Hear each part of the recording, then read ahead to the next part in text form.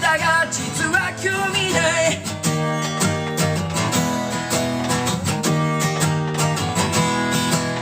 贅沢を望むなら冷蔵庫と夢とステレオ週末は踊れと誘ったら君も興味ない淡い期待広い狭い部屋で名前を呼び合ったりしているこの恋がその恋が途切れた時には全て忘れて生きてこうこの恋がこの夜がずっと前から僕らを待っていたんだ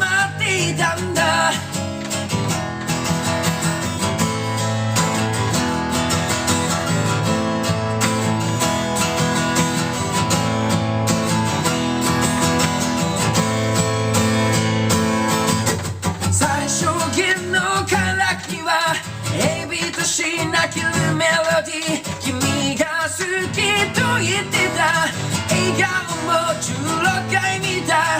駆け引き白い黒い嘘に自分で傷ついたりしているこの恋がその恋が途切れた時には全て忘れて歩いていこうこの恋がこの夜が最初で最後だといつだって思っているんだ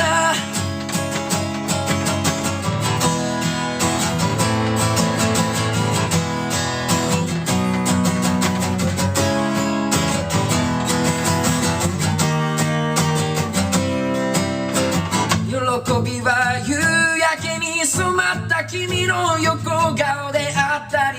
バカな僕は君の中泳いでたんだって溺れて気づいたり